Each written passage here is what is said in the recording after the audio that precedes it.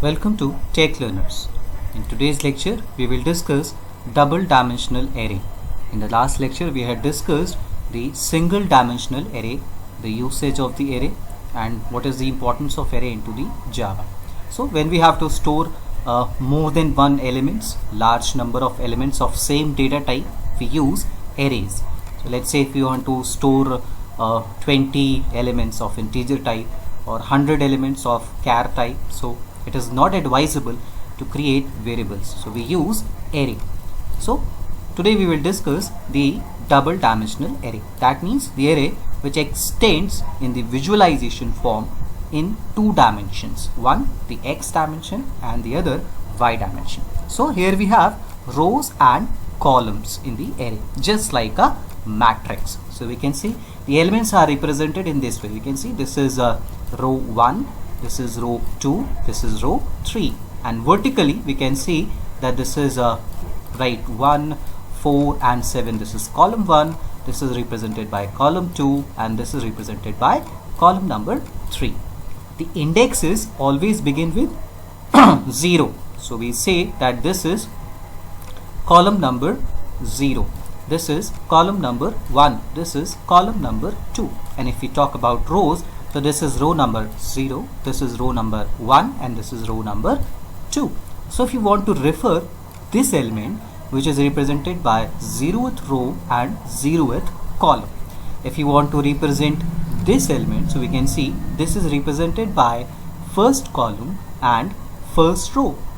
If you want to represent this element, so we can see that this is represented by first column and second row by the indexes. So let's see how we can declare the two-dimensional array. The declaration is similar to one-dimensional array. Either we can use this way. This is the representation of double dimensional array. We need to define the size. So this is first is the size of the number of rows, and this is the size of the number of columns. So if we look at this, so here we have 3 rows, 1, 2 and 3, and we have 3 columns, 1, 2 and 3. So the size will be 3 by 3 in this example, right? So 2 by 2 will be referred by 2 rows and just only 2 columns, right? So this is how we can declare the array. We can also use the second second syntax, where the brackets will be used with the data type. So either of the ways can be used to declare the array with the help of the new keyword, So let's see how we can initialize the elements. The first element is referred by 0th row and 0th column, so this is 24. The second element, 0th row, first column, this is 3. So and the next value will be referred by first row, 0th column, and first row, first column. So let me show you how this will be represented. The first element is 24, then the second element is 3. Sorry, this is 3. Now the row changes, then the first element is 56 and the next element is 23. So this is how the second dimensional array will look like in this. So this is first row, this is second row. The first element is referred by 0, 0. The second element is referred by 0, 1.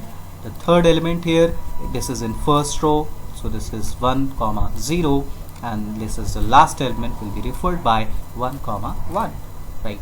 So this can also be done if you know the elements prior. So by the right hand side, by defining the size, instead defining the size and using the new keyword, we can directly declare and initialize the elements of the array.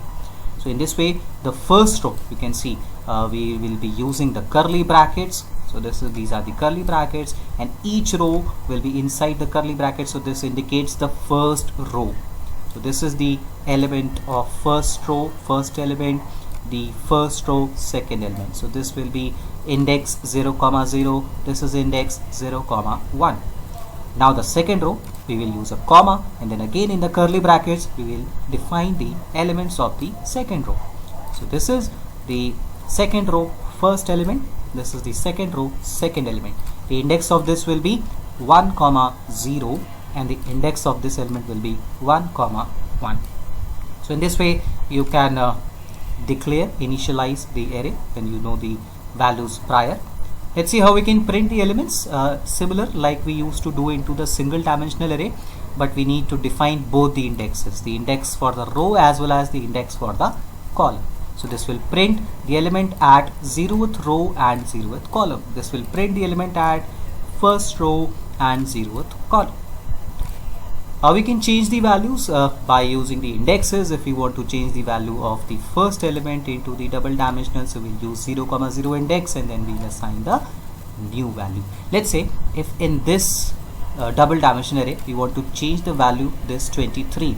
So first we need to identify the index. So this is the second row and second column. So this will be referred by 1 comma 1. So what we need to write is, we need to write A1 first row, and this is, let's say, 34. So now this will change the value 23 into 34.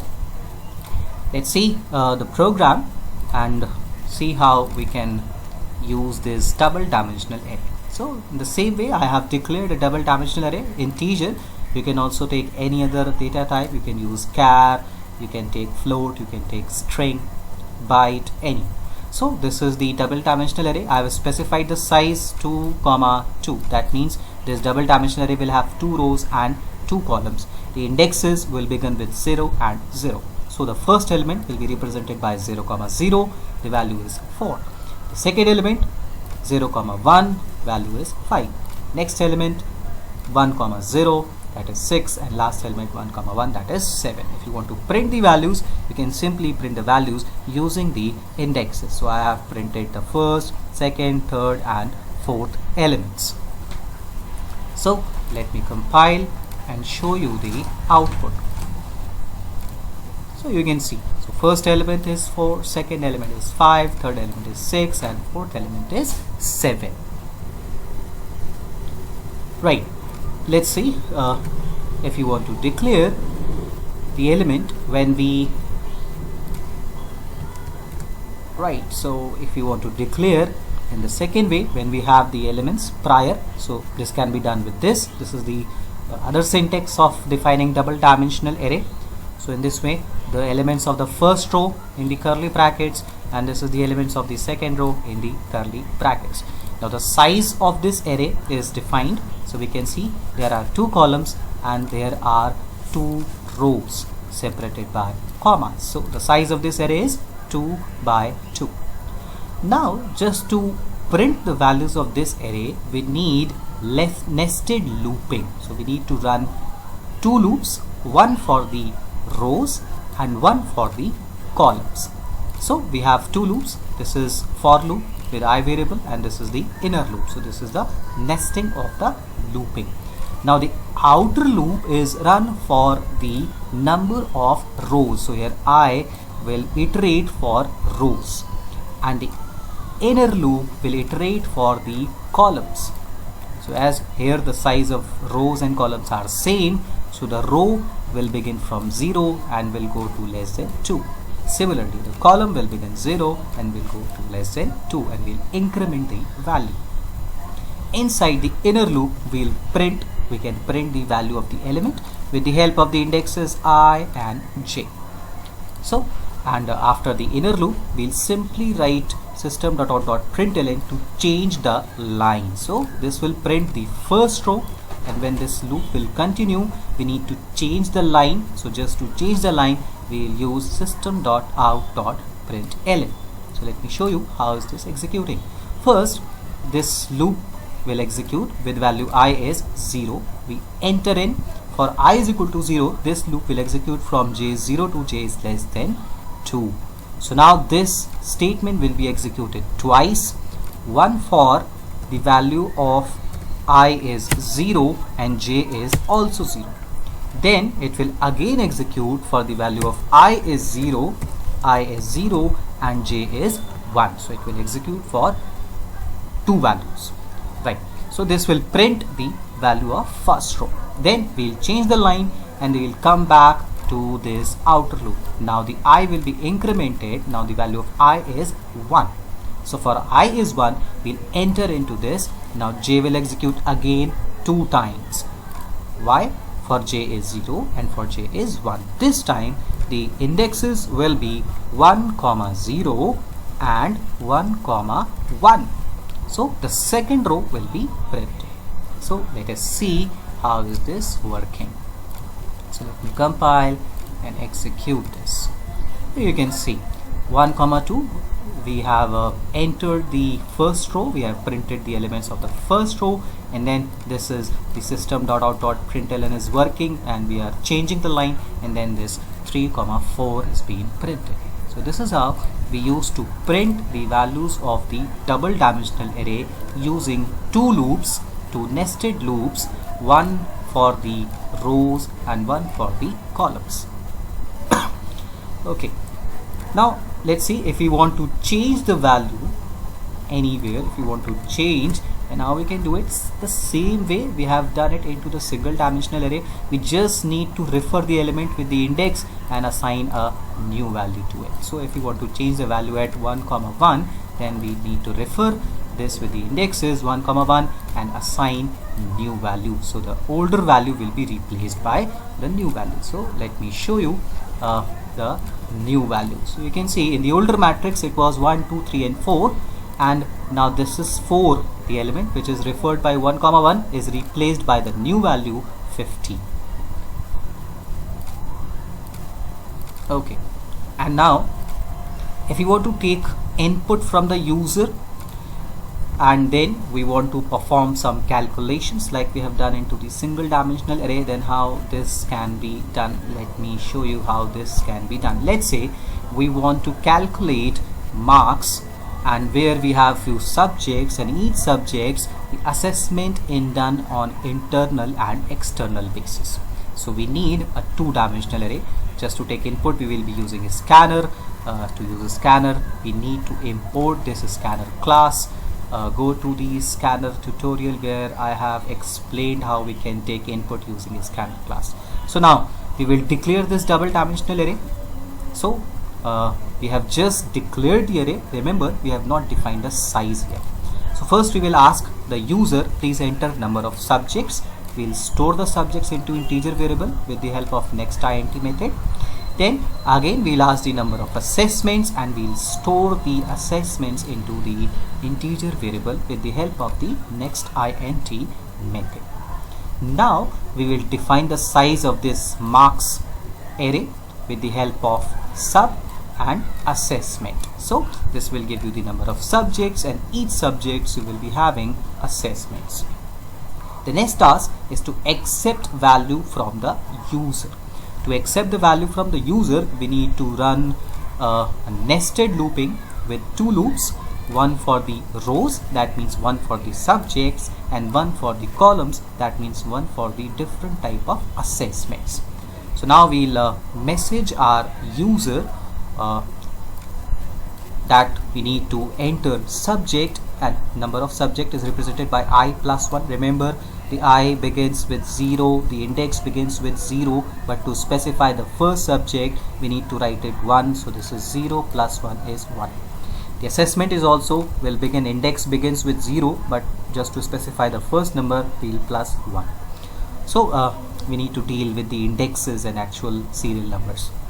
Now with the help of the sc.nextInt we'll accept the values using the indexes I, j. Again the execution of this loop is similar. First I will be 0. For I 0, this loop will run from j0 to j is less than assessment. So this will keep moving like 0, 0 for index 0, 1, for index 0, 2, for index 0, 3 and so on. So now once we are done, this loop will go back and I will be incremented from 0 to 1, and now we'll enter the inner loop for I is equal to 1. Now the indexes will be 1, 0, 1, 1, 1, 2 and so on. In this way we'll fill the double dimensional array from the user input.